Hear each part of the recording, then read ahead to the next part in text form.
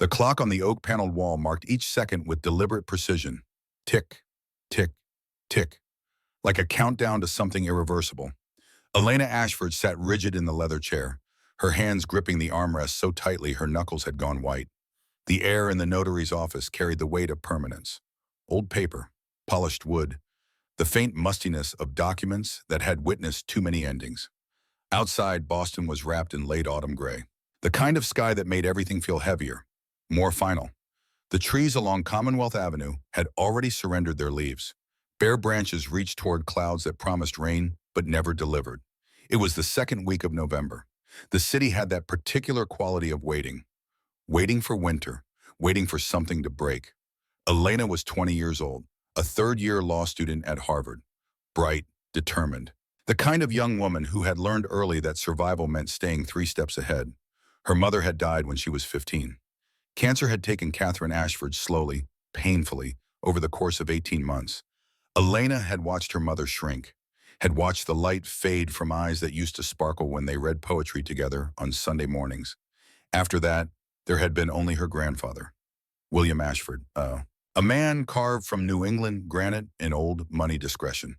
He had given her structure when she needed it most, had paid for her education without question, had sat in the front row at her high school graduation with tears in his eyes he would never acknowledge.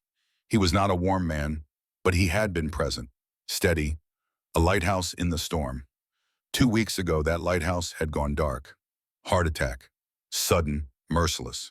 He had been reading in his study when it happened. Mrs. Patterson, his housekeeper, found him in his favorite chair, the book still open on his lap, a biography of Teddy Roosevelt. He had always admired Roosevelt, the man who turned personal tragedy into public service. Now Elena sat in Morrison and Associates, a law firm that had served the Ashford family for 3 generations.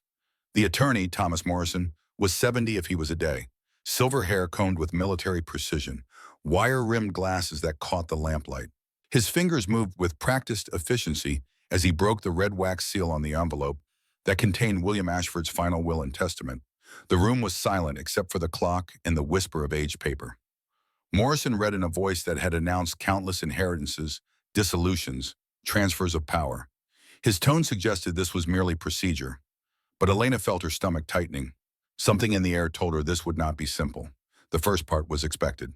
The house on Chestnut Street, a beautiful federal-style townhouse built in 1823. 4 stories of history and hardwood floors and windows that overlook the gas lamps of Beacon Hill. Market value approximately $4.2 million. Elena had grown up there after her mother died. Every room held memories. Then came the educational trust. $800,000 set aside specifically for her continued education. Graduate school, the bar exam. Whatever she needed to build the career her grandfather had encouraged. And the investment portfolio. $1.5 million in carefully managed stocks, bonds, municipal funds. Enough to ensure she would never know the fear of an empty bank account. Enough to give her choices. Morrison paused, removed his glasses, cleaned them with a handkerchief pulled from his breast pocket. It was a delaying tactic. Elena recognized it immediately.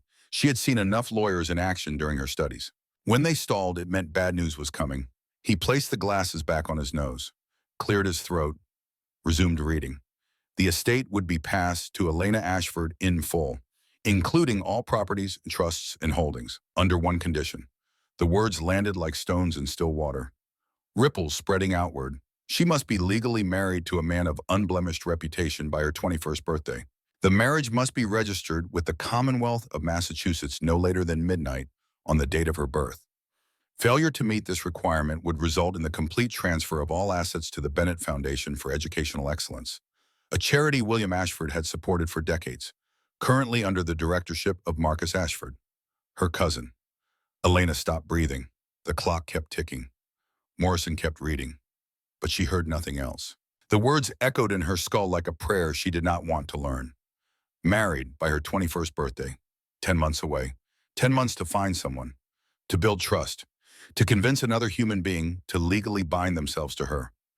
Not for love, not for partnership, but to satisfy a clause in a dead man's will. Her voice, when it finally came, sounded like it belonged to someone else, someone smaller, younger, more afraid. What? Morrison looked at her over his glasses. His expression was not unkind, but it was not sympathetic either. He had seen too much in 50 years of estate law to be shocked by the eccentricities of the wealthy dead. "I understand this is unexpected," he said. His voice was measured, calm, infuriatingly reasonable, "but it is perfectly legal. Your grandfather had the right to set conditions on his bequest." "This is insane," Elena said. The words came out sharper than she intended. "He wants me to marry someone for money?" Morrison folded his hands on the desk. It was a gesture that said he had anticipated this reaction, perhaps even prepared for it. "It is not uncommon in old families," he replied. His tone suggested he was discussing the weather. "Your grandfather wanted to ensure your security, that you would be protected." Protected. The word tasted like ash.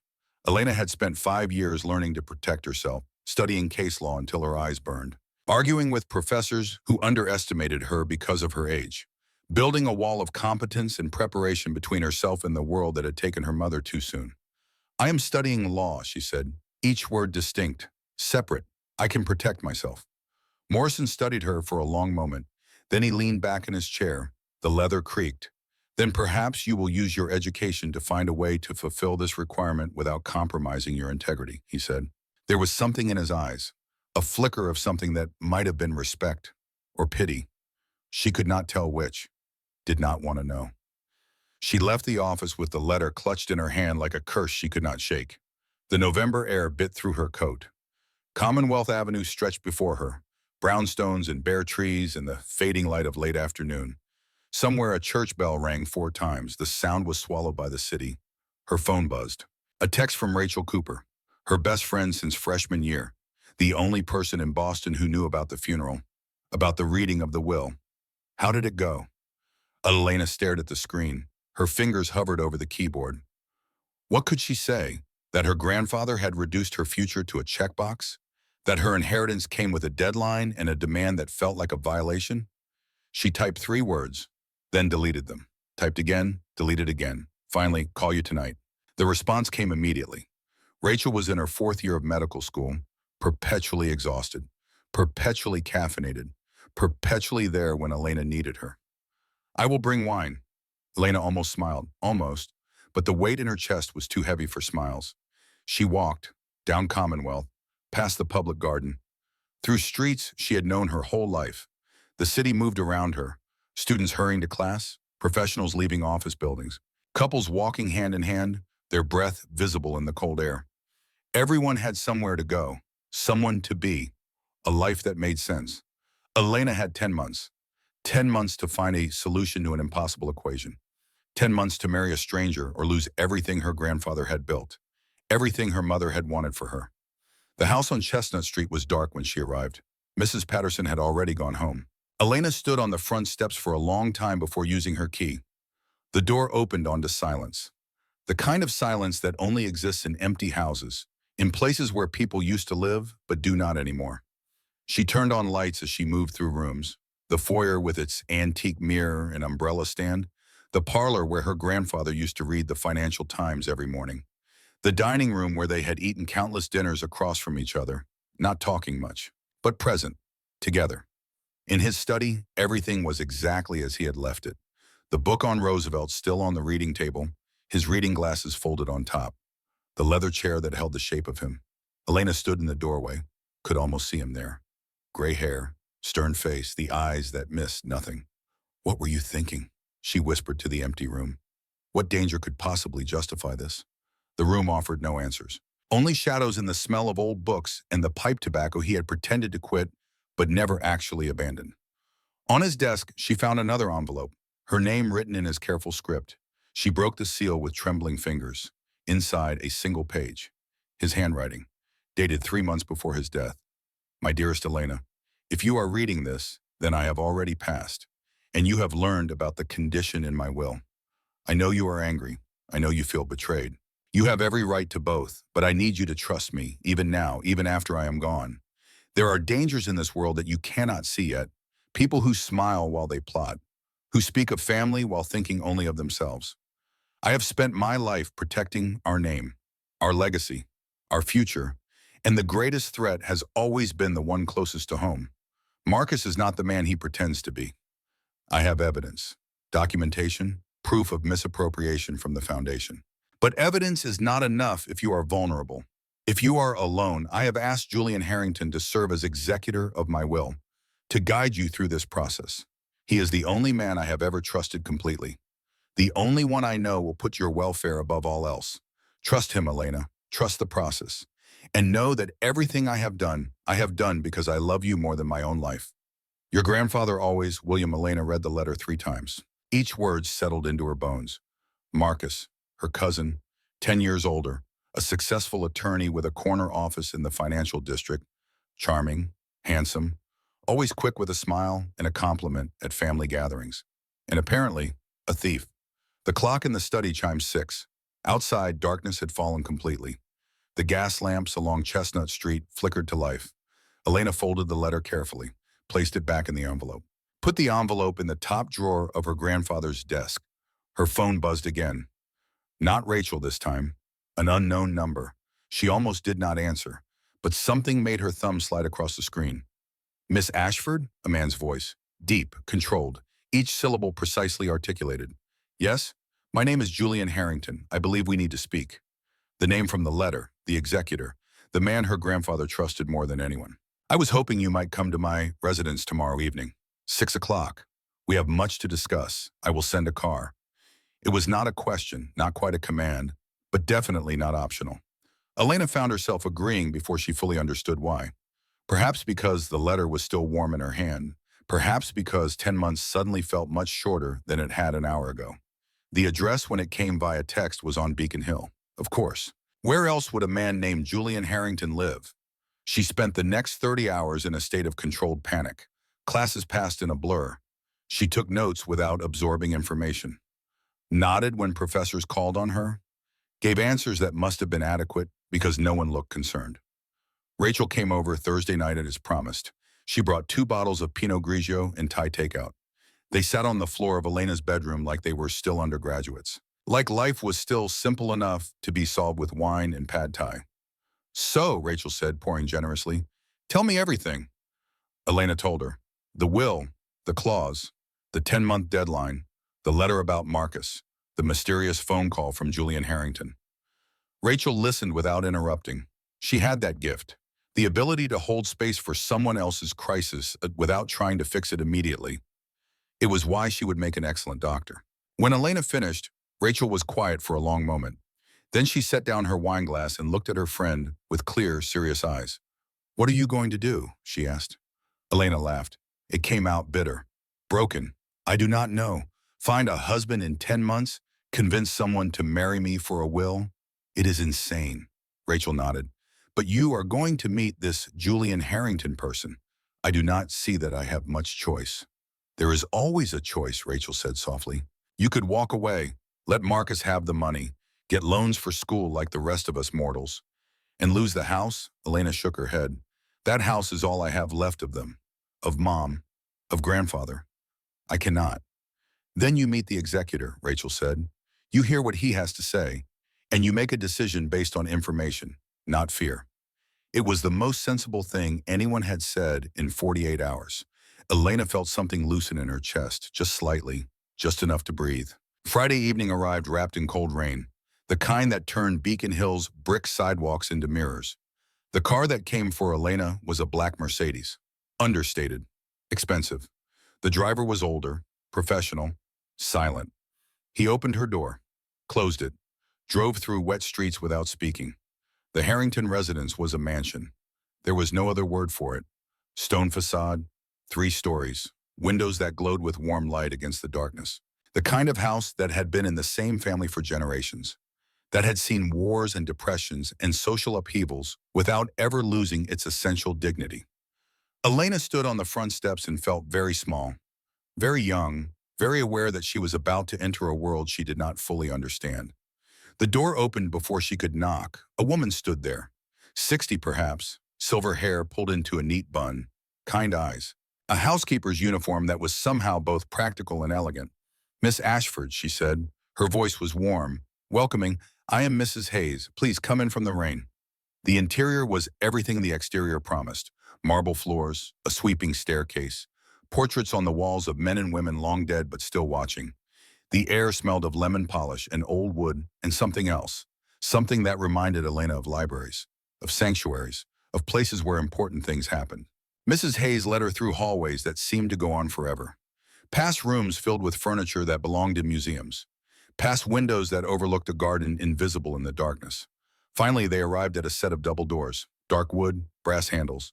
"The library," Mrs. Hayes said, and smiled. "He is waiting." She opened the doors and stepped aside. The library was magnificent, floor-to-ceiling shelves packed with books, a fireplace where logs burned low and steady, leather chairs, a desk that looked like it had witnessed the signing of treaties, and standing beside that desk, backlit by the fire, was Julian Harrington. He was tall. That was Elena's first thought. 6'2" at least. Dark hair cut short and neat. A face that would have been handsome if it were not so carefully controlled. High cheekbones, strong jaw, and eyes the color of winter sky. Blue-gray, cold, penetrating. He wore a charcoal suit, white shirt, no tie, the top button undone. It was the only thing about him that suggested casualness. Everything else was rigid, precise. A man who had learned early that control was survival. "Miss Ashford," he said. His voice was the same as on the phone. Deep, measured. "Thank you for coming." He did not step forward to shake her hand, did not smile, just stood there, waiting, watching. Elena felt herself being assessed, cataloged, judged against some internal metric she could not see. She lifted her chin, refused to look away from those pale eyes. "Mr. Harrington," she said, "your invitation did not leave much room for refusal." Something flickered across his face, too quick to read. Then it was gone. "Please," he said, "sit." It was not a request. Elena sat. He remained standing. Another power move. She recognized it from her negotiation classes. Two could play that game. "I prefer to stand," she said, and looked him directly in the eye. Another flicker. This time it might have been amusement. He gestured to the chairs anyway, as if her standing was of no consequence to him either way. "Very well," he said. "I will be direct. I assume you have read your grandfather's will by now." "I have. And you understand the condition." "I understand that my grandfather decided to treat me like property," she said. The words came out sharper than intended, that he reduced my future to a transaction. Julian studied her for a long moment. When he spoke, his voice was softer, not by much, but enough to notice. "William Ashford loved you more than anything in this world," he said. "Everything he did was to protect you." "Protect me from what?" Elena demanded. "From living my own life? From making my own choices?" "From Marcus." The name hung between them, heavy, poisonous. Julian moved then, walked to the desk, opened a drawer, pulled out a folder, set it on the polished surface. "Come here," he said. "Please." Elena hesitated, then crossed to the desk. Julian opened the folder. Inside were documents, financial statements, bank transfers, emails. She scanned them quickly, her law school training ticking in. It took less than a minute to understand what she was seeing. Marcus had been embezzling from the Bennett Foundation for 3 years. Small amounts at first, then larger. Disguised as consulting fees, administrative costs, legitimate expenses that would not raise red flags during a casual audit. But William Ashford had not been casual, he had been meticulous. He had tracked every transfer, every suspicious payment. He had built a case that would have destroyed Marcus in court, if he had lived long enough to file it. Elena looked up. Julian was watching her with those winter eyes. "Why did he not turn him in?" she asked. "Because Marcus is family," Julian replied. "And William believed in giving people a chance to make things right. He confronted Marcus 6 months ago, demanded repayment. Marcus promised, swore he would fix it, but he did not, no. He became more careful, more cautious. And William realized that his niece's son was not going to change. That when William died, Marcus would make a play for the entire estate, so he put the marriage clause in the will." Julian nodded. "To force you to find someone trustworthy, someone who could stand between you and Marcus, someone who would have a legal claim to help you fight if necessary." Elena felt dizzy. The pieces were falling into place, but the picture they formed was terrifying. "And that someone is you," she said quietly. Julian did not answer immediately. He walked to the window, looked out at the rain streaking the glass. When he spoke, his voice was so low she almost missed it. "William asked me to marry you," he said, "to fulfill the clause, to protect you, to ensure Marcus could not touch what is rightfully yours." The room tilted. Elena gripped the edge of the desk. "You cannot be serious." He turned, faced her. And for the first time since she had entered the library, his expression shifted. The mask cracked. Just for a second. She saw something beneath. Something that looked almost like pain. I am completely serious, he said. And I know how this sounds. I know what you must think, but William was my closest friend, and I owe him everything. If he believed this was necessary, then I trust his judgment. Elena laughed. It sounded hysterical even to her own ears. You want to marry me? A stranger. To satisfy a clause in a will, I want to honor my friend's last wish, Julian corrected, and ensure you are safe. By marrying me. Yes. The fire crackled. Rain drummed against the windows. Somewhere in the house, a clock chimed 7. Elena sank into the nearest chair. Her legs would not hold her anymore. This is insane, she whispered. Julian crossed to the liquor cabinet, poured 2 glasses of amber liquid, brought one to her. Scotch. She could smell the peat. Drink, he said. It will help. She drank. It burned. But he was right. It helped. Julian sat in the chair across from her. For the first time, he looked tired, the mask slipping further. I know what I am asking, he said. I know this is not how anyone imagines their life unfolding, but I am offering you a solution, a legal marriage, on paper, with clear terms and an end date. You will have access to your inheritance. I will fulfill my promise to William. And when the appropriate time has passed, we will part ways. Quietly, civilly. Elena stared at him.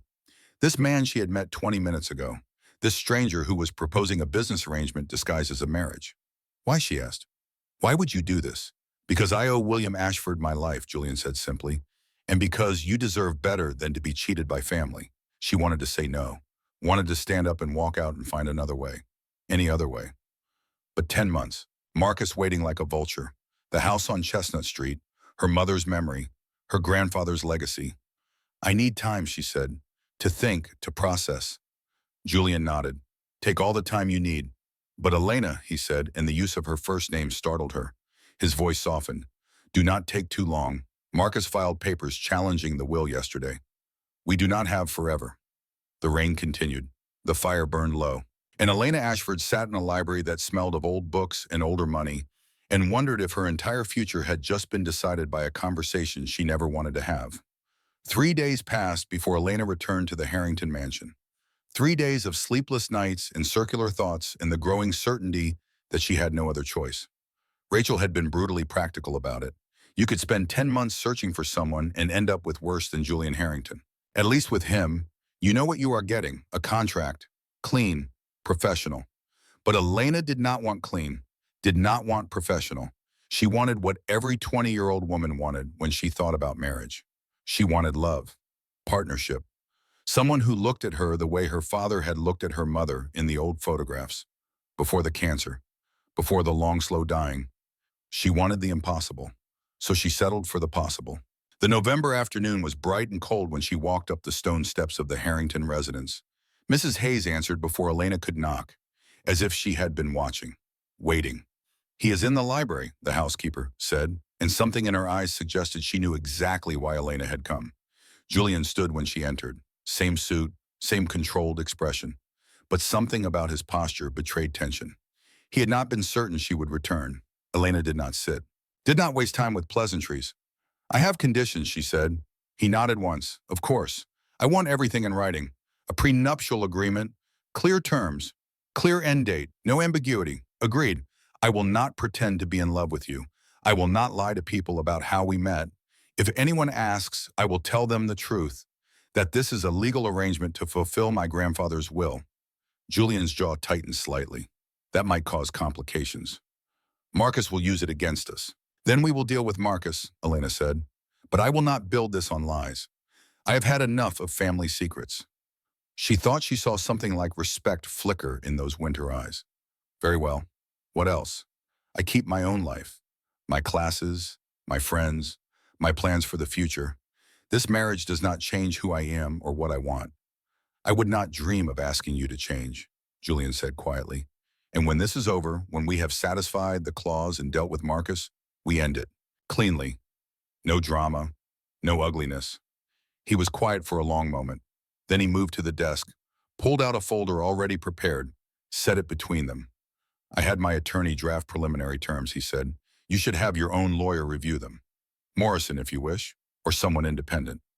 Elena took the folder, scanned the pages. The legal language was dense but clear. Marriage duration of 1 year minimum. Separate finances. Separate living spaces within the same residence.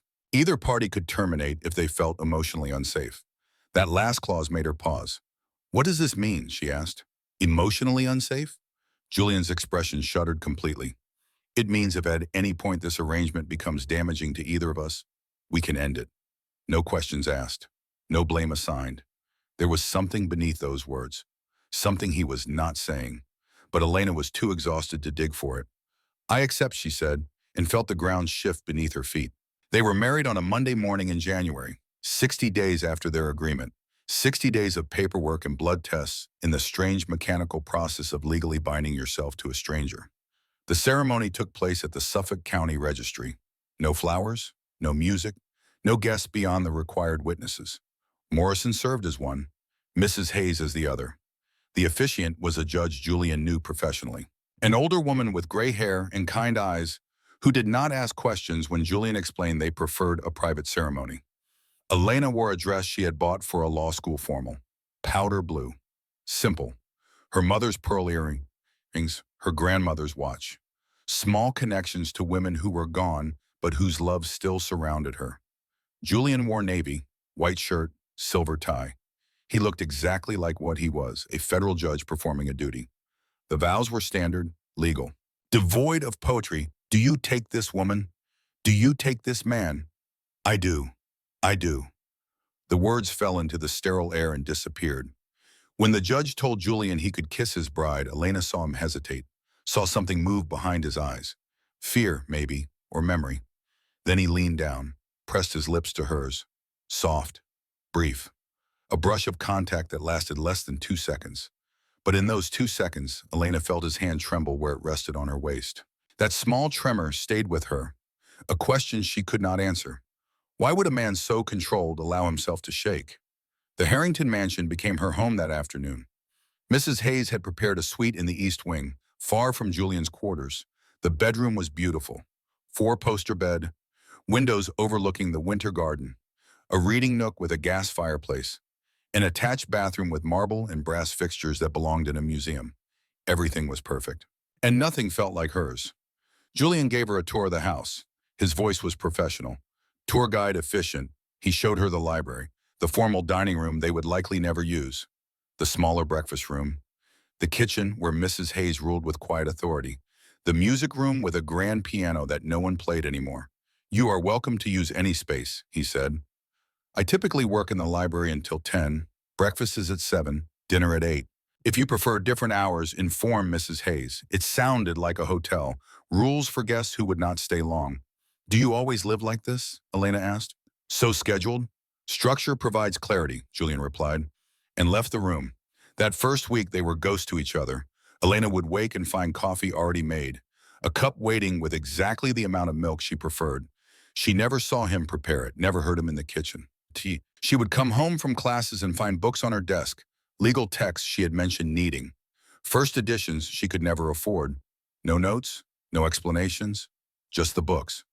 Dinner was eaten in silence. Julian at one end of the long table, Elena at the other. Mrs. Hayes serving courses that were delicious and ignored. They spoke only when necessary. Pass the salt. The weather is turning. Morrison called about the probate hearing. On the 8th night, Elena could not take the silence anymore.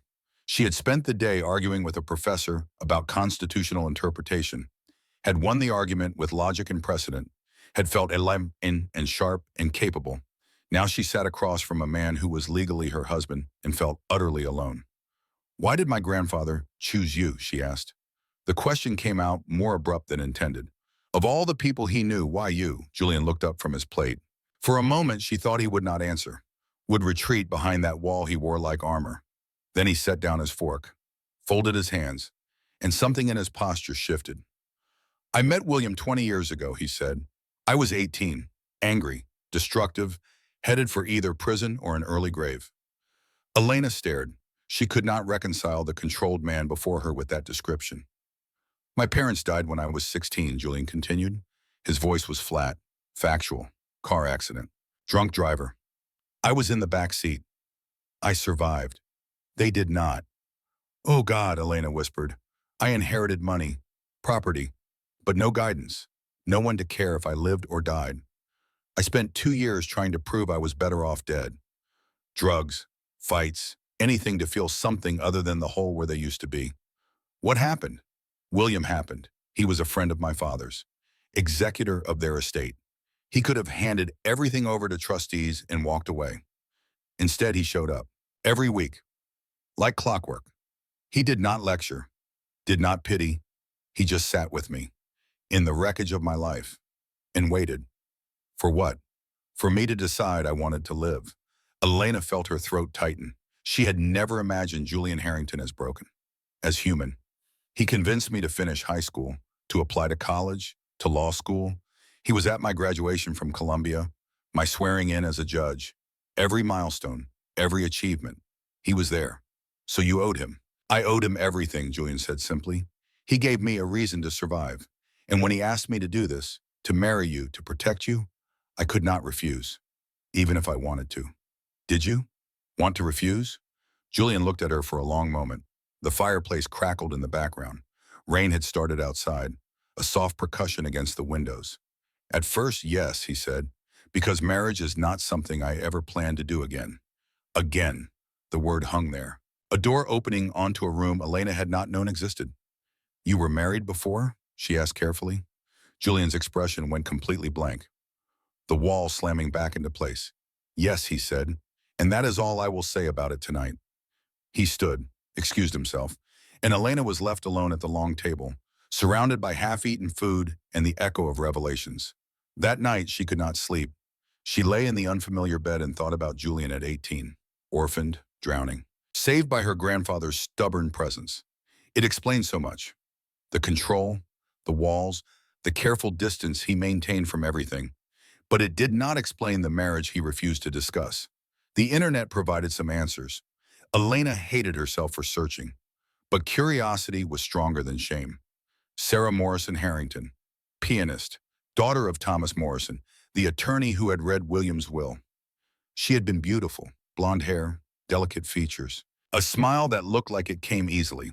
There was a wedding announcement from 10 years ago. Julian Harrington, 28, federal prosecutor, and Sarah Morrison, 27, concert pianist. The photo showed them on church steps, Julian in a tux, Sarah in white lace. Both of them young, hopeful. And then, 5 years later, an obituary. Sarah Morrison Harrington, 32, had died in a car accident on Route 93. She was survived by her husband Julian, her father Thomas. The funeral would be private. In lieu of flowers, donations could be made to the Boston Mental Health Alliance. Mental health, Elena read that line 3 times, wondered what it meant, what it implied. She closed her laptop, felt dirty for searching, but could not unknow what she had learned. Julian had been married, had lost his wife in a car accident. The same way he had lost his parents. No wonder he had walls. The next morning, she found him in the library. He was reading case files, making notes in the margins with a fountain pen. He looked up when she entered. I am sorry, Elena said, for last night, for pushing. You have nothing to apologize for, Julian replied. We are living together. It is natural to be curious. I looked you up, she admitted. Sarah, the accident. I am sorry. Julian set down his pen. For a moment, she thought he would be angry. Instead, he just looked tired. It was a long time ago, he said. 5 years is not that long, long enough, but not long enough to stop hurting. He met her eyes, and she saw it then. The grief he carried, still fresh, still bleeding beneath the surface. No, he said quietly, not long enough for that. They stood in silence. The grandfather clock in the hall marked time. Outside, winter light filtered through bare trees. Can I ask you something, Elena said. Julian nodded. That clause, in the prenup, about emotional safety. That was for you, was not it? Not for me. His jaw worked. She had hit something true. I cannot, he began, then stopped. Started again. I cannot let someone depend on me again. Cannot be responsible for another person's happiness. Because when I fail, when I inevitably fail, the cost is too high. You think you failed, Sarah. It was not a question. Julian's silence was answer enough. Elena moved closer, not touching, but near enough that he could feel her presence. My grandfather believed in you, she said. Trusted you with the thing he loved most. Me. If you had failed, Sarah, he would have known. And he would not have asked this of you. How can you be sure? Because he was careful with the people he loved, Elena said. And he loved me enough to choose someone worthy. That someone was you. Julian looked at her, really looked, like he was seeing her for the first time. You are not what I expected, he said. What did you expect? A frightened girl desperate for her inheritance. And what do you see now? A woman who knows her own mind, who is not afraid to speak it. Good, Elena said, because I am going to keep speaking it. Something that might have been a smile touched the corner of his mouth. Barely there, gone in an instant. But she saw it. Progress, she thought. Tiny, fragile, but real. The weeks that followed found them orbiting each other, not quite together, but no longer strangers. Julian began waiting for her at breakfast. They would read in companionable silence, he with his legal briefs, she with case studies. Occasionally he would glance up, find her frowning at a passage, explain the precedent without being asked. She started studying in the library, not every night, but often enough that it became routine. He would work at his desk. She would curl in the leather chair by the fire. The silence between them lost its sharp edges. Small things began to appear. A blanket draped over her when she fell asleep reading. She never felt it happen, never heard him move. But she would wake at midnight, warm, covered, and know. She started leaving him notes. On the coffee maker, by his reading glasses. Tiny observations. The cardinal's back in the garden. Mrs. Hayes says you forgot lunch again. That case you mentioned is in volume 32. He never responded in words. But she would find books she needed. A thermos of soup on late study nights. Her favorite tea stocked in the kitchen. They were learning each other, in increments. In gestures too small to be called intimacy, but too intentional to be coincidence. Then came the night she got sick. It started as a headache. Pressure behind her eyes after too many hours reading about appellate procedure. She ignored it, pushed through, took aspirin, and kept working. By midnight, the headache had become a fever. Her skin felt like fire. Her throat ached. The room spun when she tried to stand. Mrs. Hayes found her the next morning, burning up, delirious. The housekeeper took one look and called Julian. He was already at the courthouse, in the middle of oral arguments. He left immediately. Elena barely remembered the next 12 hours. There were flashes. Julian's face above hers, his hand cool on her forehead. A doctor, medicine, water coaxed past her lips, a damp cloth on the back of her neck, and his voice, low, steady, talking her through the fever dreams. You are safe. I am here. You are going to be fine. When the fever broke, Dawn was painting the windows gray. Elena opened her eyes to find Julian sitting in the chair beside her bed. Still in his suit from yesterday, tie gone, shirt rumpled, eyes red-rimmed with exhaustion. You stayed, she whispered. Her voice was raw. He turned. Relief flooded his face so openly it shocked her. Of course I stayed, he said. How are you feeling? Like I was hit by a truck. The doctor said the worst is past, but you need to rest. No classes for at least a week. Julian. Yes? You did not have to do this. He leaned forward, elbows on his knees, hands clasped. When he spoke, his voice was rough, honest in a way she had never heard. Yes, he said. I did. Something shifted in that moment, some line they had been carefully not crossing. Elena reached out, placed her hand over his. Thank you, she said. Julian looked at their joined hands, did not pull away. Get some sleep, he said softly. I will be here when you wake. And he was. When she woke that afternoon, groggy but clear-headed, he was still in the chair. Reading now, but present. There. Over the next few days, he rarely left her side. He brought her soup, read aloud when her eyes were too tired, changed the water by her bed, made sure she took her medicine. Mrs. Hayes watched with knowing eyes. She had seen this transformation before. The ice judge melting, the walls coming down. On the fourth day, Elena was well enough to sit up, to eat solid food, to feel restless with confinement. I need to get back to classes, she said. I am missing too much. Another few days will not hurt, Julian replied. Your health is more important. Since when did you become a doctor? Since you nearly burned up from fever in my house. Our house, Elena corrected, legally. Julian looked at her, and something in his expression made her breath catch. Yes, he said, our house.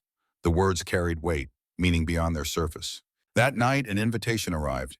Heavy cardstock, embossed lettering, the annual winter gala of the Massachusetts Magistrates Association, black tie. At the Ritz-Carlton, Julian found her looking at it in the library.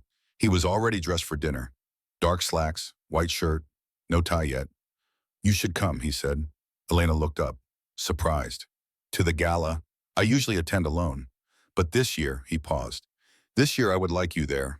Why? Because I want people to know that I am not alone anymore. The honesty of it stunned her.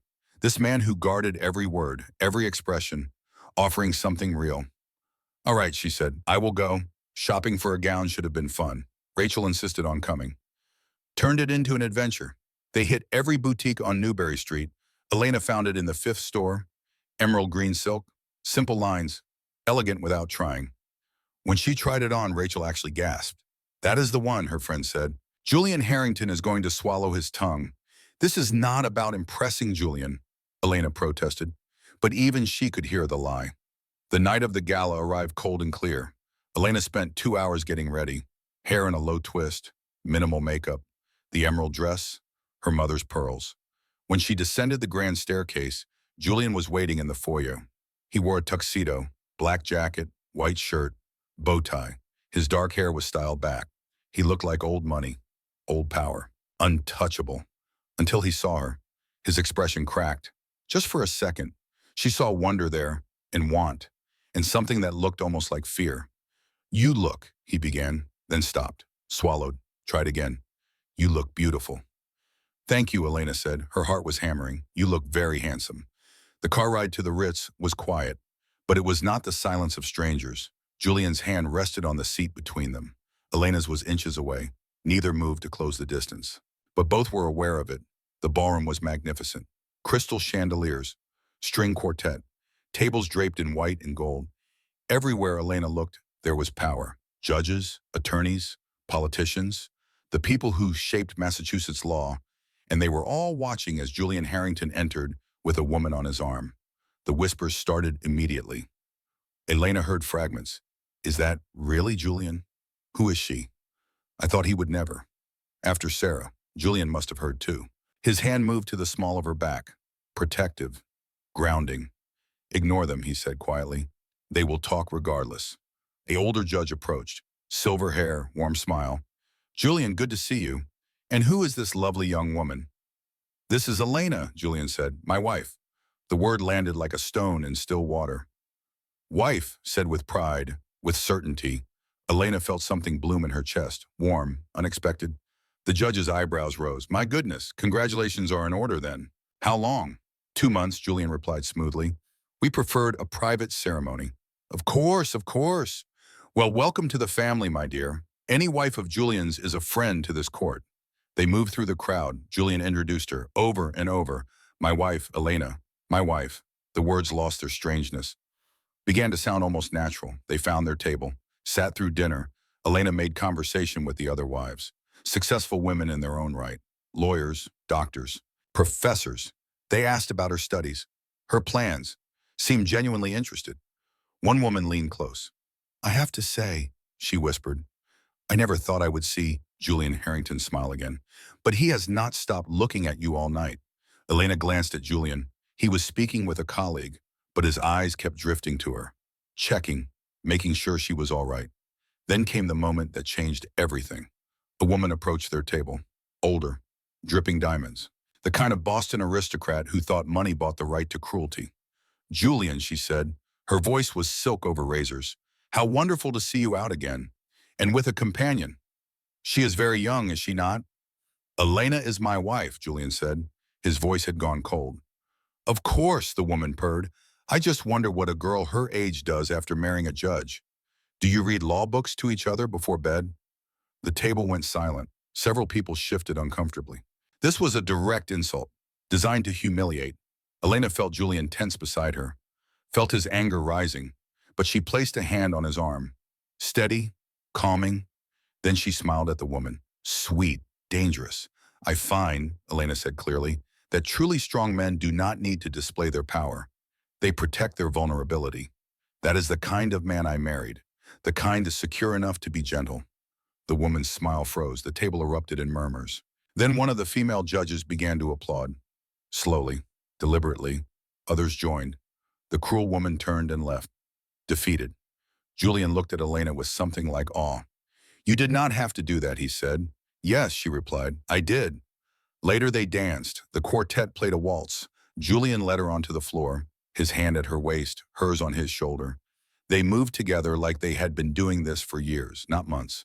No one has ever defended me like that, he said. Maybe no one ever saw you clearly enough to know you needed defending. And you do? See me clearly? I am beginning to. They turned. The music swelled. Around them the ballroom spun. But Elena only saw Julian, only felt his hand warm against her back, only heard his breathing. Steady, real. When the song ended, they stayed on the floor, still holding each other, not ready to let go. Julian leaned down, his forehead nearly touching hers.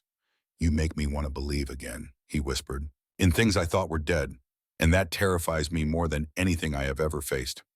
Elena's heart stopped, started, raced. What if I am terrified too, she asked. Then maybe we can be terrified together. The drive home was thick with unspoken things. Julian's hand found hers in the dark car, held it. She did not pull away. At the mansion, Mrs. Hayes had left the lights on low. The house was warm, quiet, waiting. They stood in the foyer, neither quite ready to retreat to separate wings. Thank you, Elena said, for tonight, for including me. Thank you for coming, for being. He stopped, shook his head. I am not good at this. At what? Saying what I feel. Then do not say it, Elena heard herself whisper. Show me. Julian went very still. His eyes searched hers, looking for permission, for certainty. She stepped closer, placed her hand on his chest, felt his heart hammering beneath the expensive fabric. He bent his head, slowly, giving her time to change her mind, to step back. She did not step back. When his lips met hers, it was nothing like their wedding kiss. This was not perfunctory, not brief. This was heat and hunger and months of wanting compressed into a single moment. Elena's hands slid up to his shoulders. His arms wrapped around her waist, lifted her slightly. She made a sound. Surprise. Need. Julian pulled back, breathing hard. We should not, he began. Why not? Because this was supposed to be a contract, an arrangement. And if we cross this line, what if I want to cross it? Elena challenged. What if I am choosing this? His control was fracturing. She could see it, the careful walls crumbling. If we do this, he said hoarsely, everything changes. I will not be able to go back to pretending I do not care. Then do not pretend. It was permission, invitation, surrender. Julian kissed her again, deeper this time, more certain. His hands cupped her face like she was something precious, breakable. She kissed him back with equal intensity, telling him without words that she was not breakable, that she could handle whatever this became. He pulled back just long enough to ask, Are you sure? Yes. He swept her into his arms, carried her up the grand staircase, down the hall, past her room, or to his. The door closed behind them, and the contract between them burned to ash. Morning came too bright, too soon. Elena woke in Julian's bed, sheets tangled around her, his scent on her skin. She turned, reached for him. The bed was empty. She sat up, heart sinking. His side was cold. He had been gone for a while. On the pillow, a note, his precise handwriting. You were sleeping. I did not want to wake you. I have court this morning. We will talk tonight. We will talk. Those 3 words felt like a warning. Elena dressed, went down to breakfast. Mrs. Hayes was there, kind as always. But her eyes held questions she would not ask. Julian did not come home for dinner, or the dinner after that. For 3 days he vanished, leaving early, returning late, avoiding her completely. On the 4th morning, Elena had had enough. She waited in the breakfast room, determined to confront him. When he entered, he looked exhausted, shadows under his eyes, tie already loosened, though it was barely 7. We need to talk, she said. I know, he replied, and sat down across from her. Not at the far end, but close. That alone told her how much he had changed. What happened? She asked. What are we doing? Julian closed his eyes. When he opened them, the walls were back, higher than ever. That night was a mistake, he said. Each word precise, clinical. Elena felt like she had been slapped. A mistake. We had an agreement. Terms. I violated those terms. It will not happen again. You are serious. Completely. Why? She hated that her voice shook. Why push me away now? Because I cannot do this again, Julian said, the mask cracking slightly. Cannot let myself care. Cannot be responsible for someone else's happiness. I tried that with Sarah, and when I failed. When he stopped, visibly struggling. What happened to Sarah? Elena asked gently. Julian stood, walked to the window, his shoulders rigid. She had depression, he said finally. Severe. Clinical. I did not know, did not see the signs. I was so focused on my career, on cases, on success. I missed how much she was suffering. The night of the accident, she told me she wanted to die. And I thought, God help me, I thought she was just being dramatic. We argued. I drove angry, distracted, hit a patch of ice. The car spun. She was not wearing her seatbelt. I did not notice, did not check. And when we hit the tree, he broke off, his breath coming in gasps. I could not save her. I was right there, and I could not save her. Because I had failed her long before that night, failed to see, to care enough, to put her first. And you think you will fail me too. I know I will. It is what I do. I focus on work, on control, and the people I love pay the price. Elena stood, moved to him, stood beside him at the window. Sarah's death was not your fault, she said. Depression is an illness. You did not cause it. I did not prevent it either. You cannot prevent everything. You cannot control life. And you cannot protect me by pushing me away. Julian turned, looked at her with red-rimmed eyes. I can protect you from me, he said, and that is what I am going to do. No, Elena said, you are going to hide behind your walls, behind your fear, and you are going to let the best thing that has happened to you slip away because you are too afraid to fight for it. His jaw worked. She had hit the truth, and he hated her for it. I think you should go, he said quietly. The words landed like stones. Go where? Anywhere. Stay with your friend. Give us space. This was a mistake, Elena, all of it, and I am ending it before someone gets hurt. Someone is already hurt, she said, her voice breaking. Me. Right now, you are hurting me. Better now than later. Better a clean break than what? Than actually being happy? Happiness is not real, Julian said flatly. It is a fantasy, and I am done pretending. Elena stared at him, this man she had been falling for. This broken, terrified man who would rather be alone than risk being loved. Fine, she said, I will go. But you need to know something, Julian Harrington. You are not protecting me, you are protecting yourself. And that makes you a coward. She left the room, went upstairs, packed her things through tears she refused to let him see. Mrs. Hayes tried to stop her, begged her to wait, to think. But Elena was done thinking, done waiting for a man who could not see what was right in front of him. She called Rachel, packed one suitcase, walked down the grand staircase for what might be the last time. Julian stood at the bottom. His face was a mask, but his hands shook. If you leave, this is over, he said. It was already over, Elena replied. You ended it the moment you decided I was not worth fighting for. She walked past him, out the door, into the cold February night. Behind her, she heard a sound, like something breaking, but she did not turn around. Could not bear to see him standing there, letting her go. The door closed, and Elena Ashford Harrington walked away from the only man she had ever loved, and hated herself for it. Rachel's apartment in the South End was small, a studio with exposed brick and windows that overlooked a fire escape.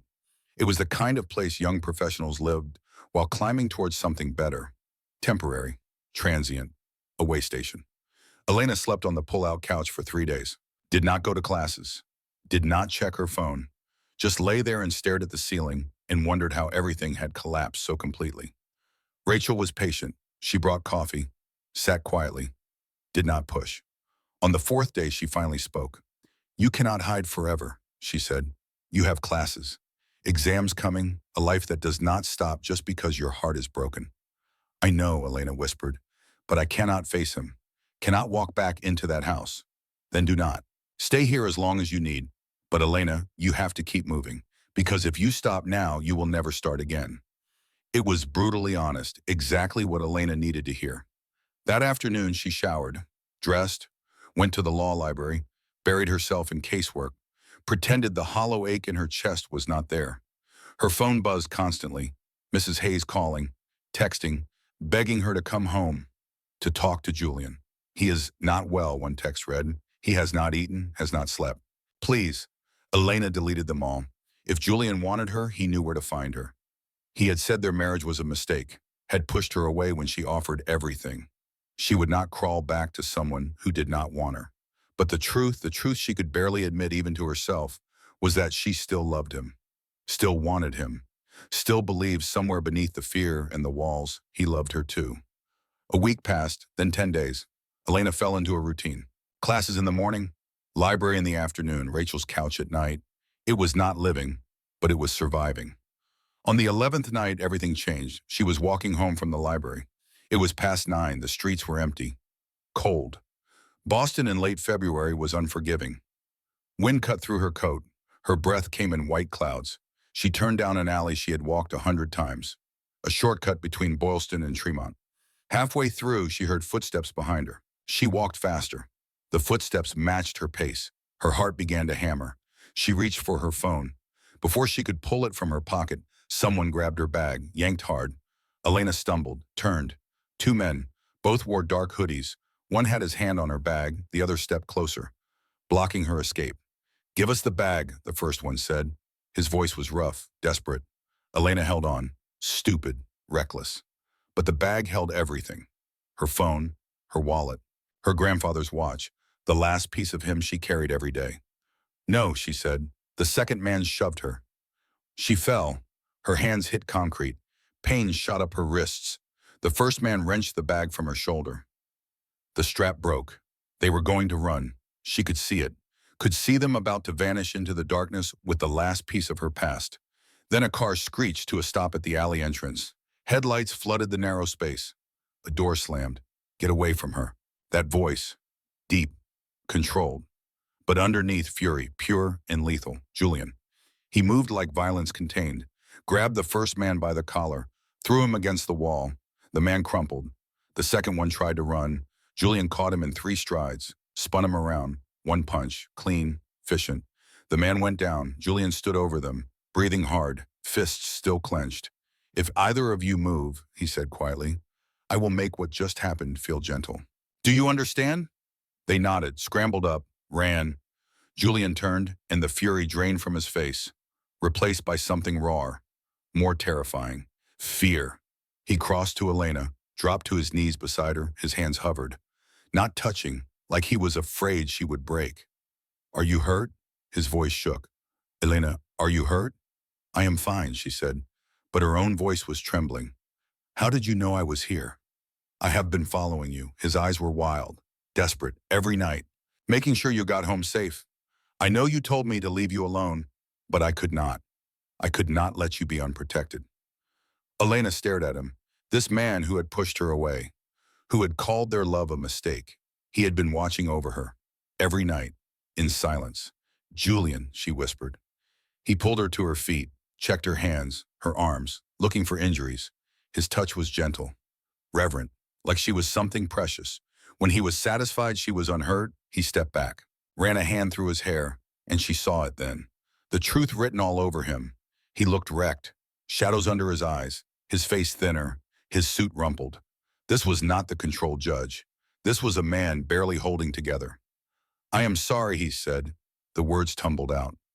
"I am so sorry, Elena, for everything, for pushing you away, for being too afraid to fight, for making you think you were not worth fighting for." "Julian, no, let me finish, please." He took a shaking breath. "When you left, I told myself it was for the best, that I was protecting you.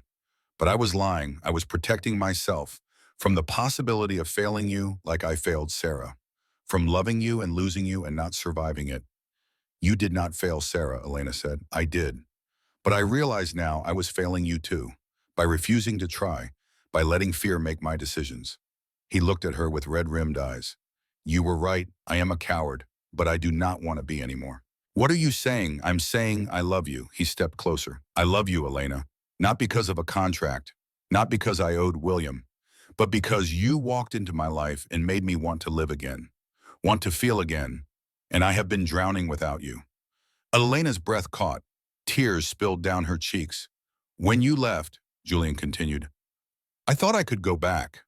Back to the silence, the control, the safe distance from everything. But the house is empty without you. And I finally understand what William was trying to teach me, that surviving is not the same as living, and I do not want to just survive anymore." "What do you want?" she whispered. "I want you, in my life, in my home, in my heart. I want to deserve you, and I will spend every day trying to be the man you need." Elena closed the distance between them, placed her hand on his chest, felt his heart racing beneath her palm. "You already are," she said. "You just needed to believe it." Julian kissed her, right there in the alley, with sirens approaching in the distance and the city noise surrounding them. He kissed her like she was oxygen, like she was the only thing keeping him alive. When they finally pulled apart, he rested his forehead against hers. "Come home," he said. "Please, come home. Only if you promise to stop running. I promise, no more walls, no more fear. Just us, figuring this out together." Together, Elena agreed. The police arrived, took statements. Julian gave his account with the calm authority of a federal judge. The officers recognized him, treated the incident with extra seriousness.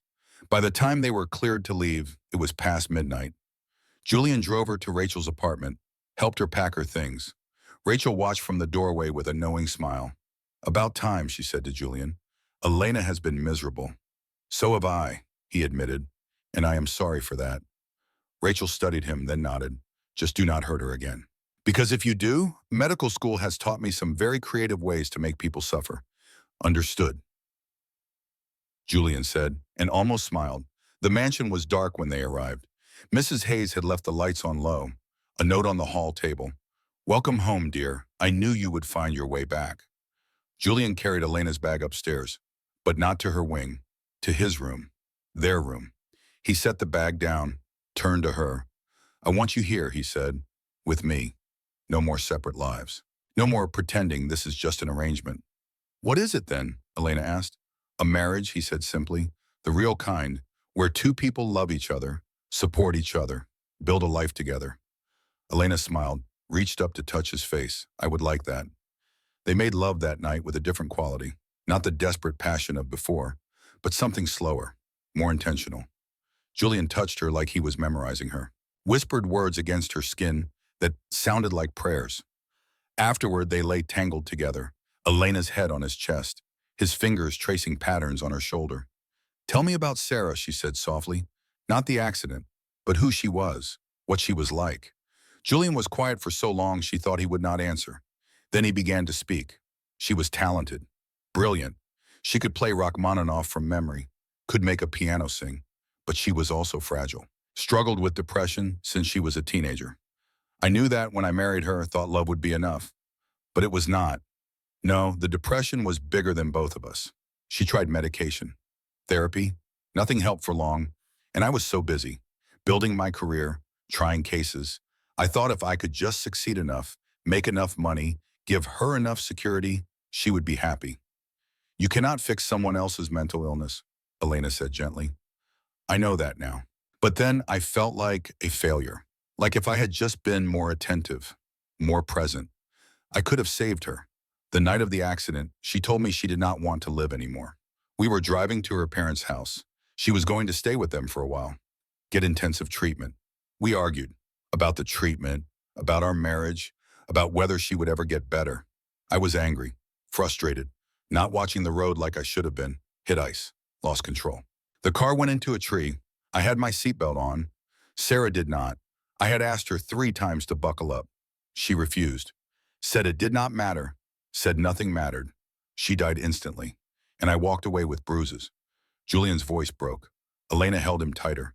For 5 years, I told myself I was responsible, that I killed her by not being enough, not seeing enough, not doing enough. But therapy finally helped me understand. Sarah made choices. She chose not to wear the seatbelt. She chose to stop fighting her illness. Those were her choices, not mine. But loving her, losing her, it convinced me I should never love again, because the cost was too high. "Until me," Elena said, "until you." He kissed the top of her head.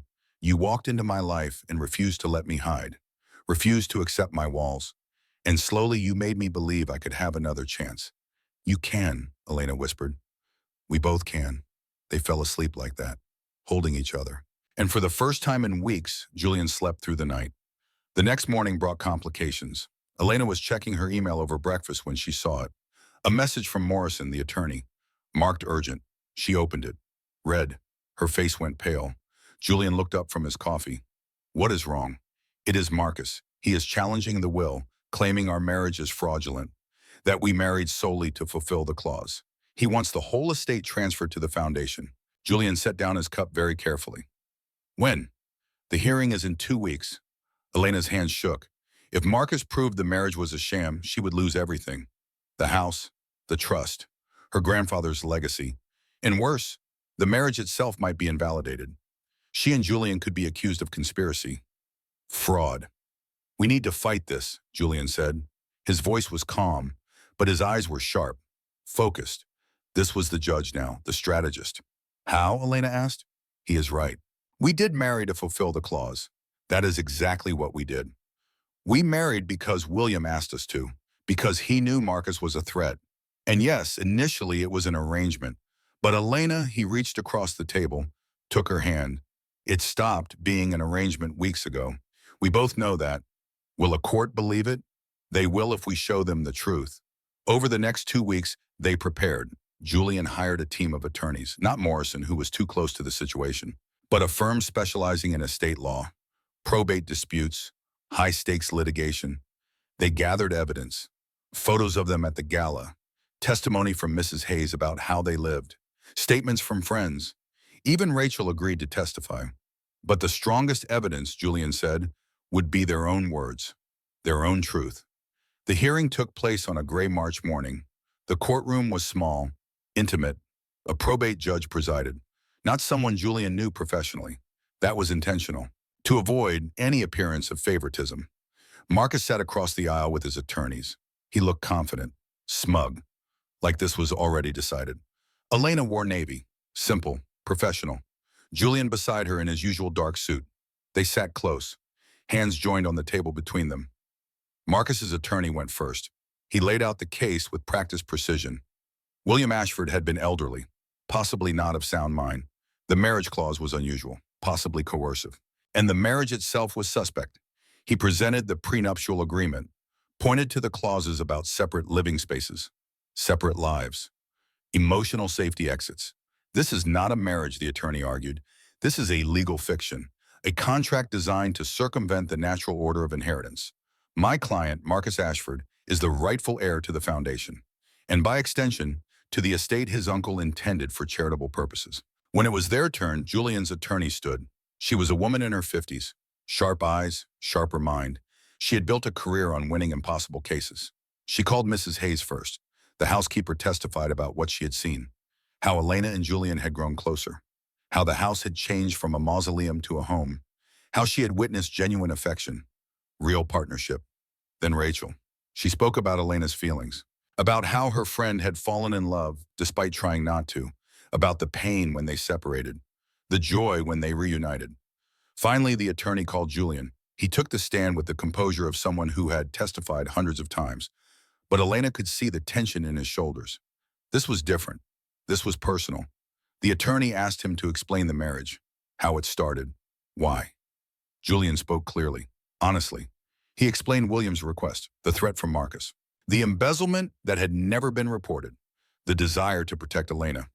But then he went further. I agreed to marry Elena out of duty, he said, because I owed William Ashford my life. But I stayed married to her, chose to build a real marriage with her because I fell in love. That was not part of the contract. That was not duty. That was choice, the attorney asked. And how do you know it is love? How can this court be certain? Julian looked directly at Elena. His eyes held everything. All the fear, all the hope, all the vulnerability he had spent 5 years hiding. Because she terrifies me, he said. Loving her means risking everything I swore I would never risk again. It means being vulnerable, being open, being willing to fail and try anyway. And I choose that terror every single day, because a life without her is not a life worth living. The courtroom was silent. Even Marcus's attorney looked moved. Then the judge called Elena. She walked to the stand on shaking legs, swore to tell the truth, sat. The questions started gentle, about her grandfather, about the will, about meeting Julian. She answered carefully, truthfully. Then came the hard question. Did you marry Julian Harrington solely to inherit your grandfather's estate? Elena took a breath, looked at the judge. Initially, yes, she said. I married him because I had no other choice. Because 10 months was not enough time to find someone I could trust. Someone who could protect me from a cousin I did not know was a threat. But, she continued, something changed. Julian changed. I changed. What started as a legal arrangement became something real. something neither of us expected or planned for. We fell in love the old-fashioned way, slowly, through shared meals and quiet conversations and learning each other's scars. If that is fraud, then every marriage that starts for practical reasons and grows into love is fraud. And I do not believe that. The attorney asked one final question. If the court invalidates this marriage, what will you do? Elena did not hesitate. I will marry him again. Tomorrow. With no inheritance, no money, no house. Because he is worth more than all of it combined. Across the room, Julian closed his eyes. Breathed. The judge called a recess. 2 hours to deliberate. Elena and Julian sat in the hallway outside, not speaking, just holding hands. Marcus walked past, sneered. You are going to lose, he said. And when you do, I will make sure you never see a penny. Julian stood, placed himself between Marcus and Elena. You have already lost, he said quietly. You lost the moment you chose greed over family.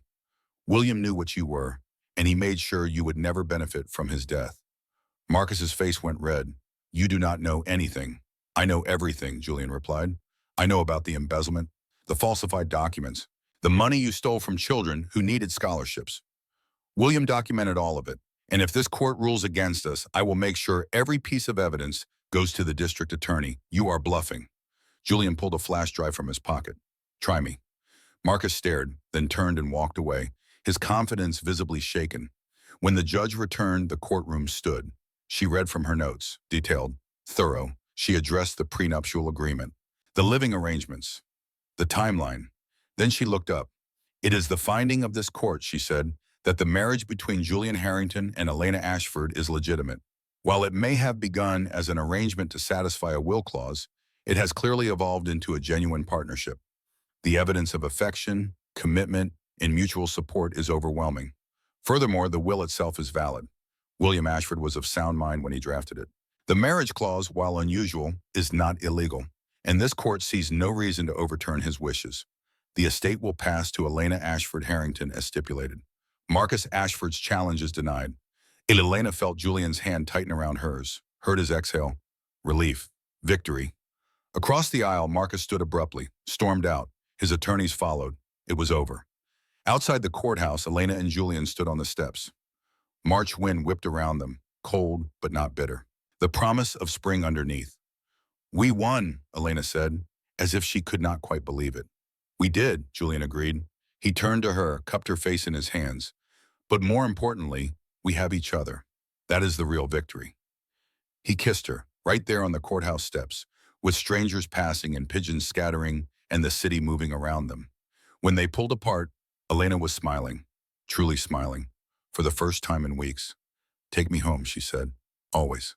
3 months later, on a warm June evening, Julian took Elena to the garden behind the mansion. He had spent weeks preparing it. White peonies everywhere, her mother's favorite flower. String lights wound through the trees, a table set for two. What is this? Elena asked. Julian led her to the table. Then instead of sitting, he knelt. Elena's breath stopped. From his pocket, he pulled a small velvet box, opened it. Inside, a ring. Sapphire surrounded by diamonds. Antique. Beautiful. I asked you to marry me once before, Julian said. Out of duty. Out of obligation to a man I loved. You said yes because you had no choice. But tonight, I am asking you to marry me for real. Because I love you. Because I cannot imagine my life without you. Because you are my home, my heart, my reason for everything. Elena, will you marry me again?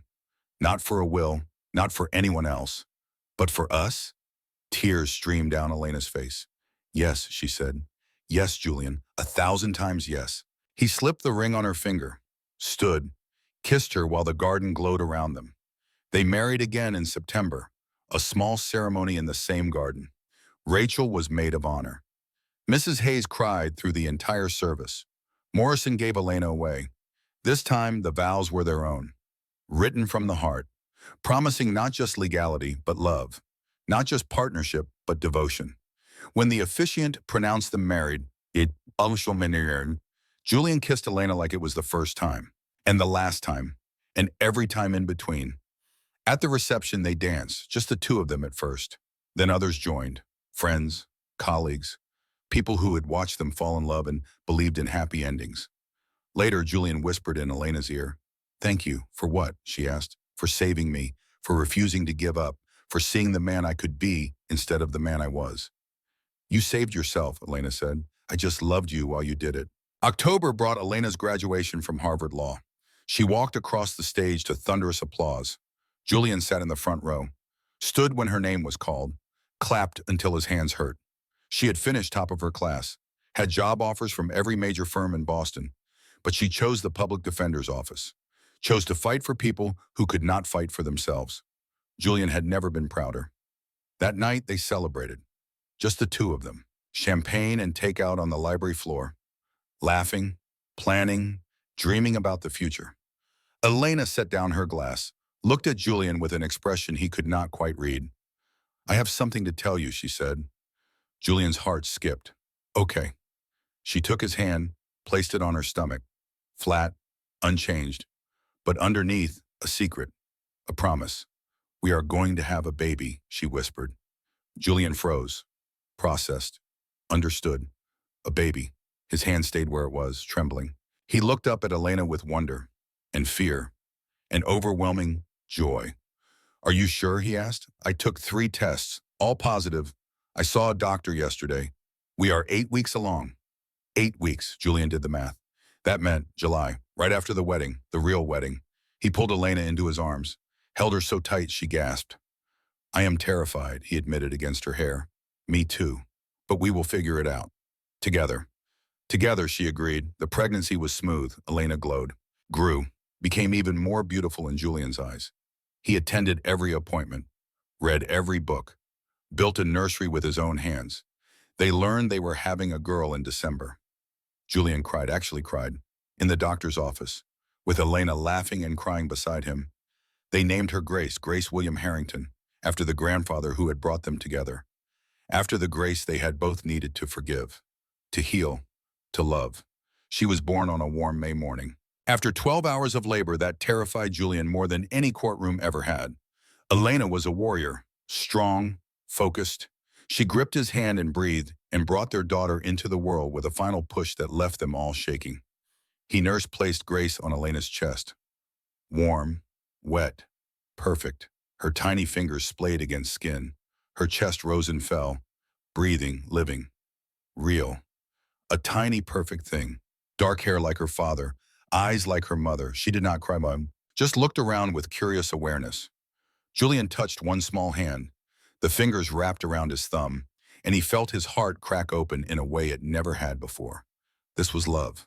Pure, uncomplicated, terrifying, perfect. Hello, Grace, he whispered. I am your father, and I promise to protect you, to love you, to be the man your mother taught me to be. Elena looked up at him, tears streaming. You already are, she said. They brought Grace home to the mansion 3 days later. The house that had once been cold and silent now echoed with new sounds. Baby cries, lullabies, the shuffle of exhausted parents at 3 in the morning. Julian was transformed. He took paternity leave, something he had never imagined doing. Spent weeks just holding his daughter, learning her sounds, her expressions, the way she calmed when he sang to her. Elena watched him rock Grace in the old chair by the window, watched him kiss her forehead, whisper promises, and she knew. This was what her grandfather had wanted, not just her safety, but Julian's healing. The marriage clause had not been about money. It had been about giving 2 broken people a chance to become whole. On Grace's first birthday, they held a party in the garden. Friends came, family, even Marcus, surprisingly. He had sent a card months before, Amaho. An apology. He was in therapy, making amends, paying back what he had stolen. He would never be close, but he was trying. Julian forgave him, not for Marcus's sake, but for his own. Because holding anger was exhausting, and he had better things to do with his energy. Like chasing a toddler who had just learned to walk and thought everything was a race. Like loving a wife who made him laugh every single day. Like building a life he had never believed he deserved. 2 years after Grace was born, Elena discovered she was pregnant again. This time, Julian did not panic. He just smiled, pulled her close, said, bring it on. Their son was born the following spring. They named him William. Will for short. He had his mother's eyes, his father's serious expression. Even as a baby, he seemed to study the world with judicial intensity. Grace adored him, would sit by his bassinet and sing, tell him stories, promise to protect him from monsters. Julian would watch his children and marvel. This was his family, his second chance, the life he had thought was lost forever. On a quiet Sunday morning, years after it all began, Julian sat in the garden. Grace was 6 now. Will was 3. They were playing in the grass, laughing. Elena sat beside him, her hand in his, her head on his shoulder. "Do you ever think about it?" she asked. "How we started?" "Every day," Julian said. "Regret it?" "Not for a single second." She tilted her face up, kissed him. Soft, sweet, familiar. "I love you," she said. "I love you more," he replied. "Impossible." "Want to bet?" She laughed. That sound that had saved him, that still saved him every single day. Grace ran over, threw herself into Julian's lap.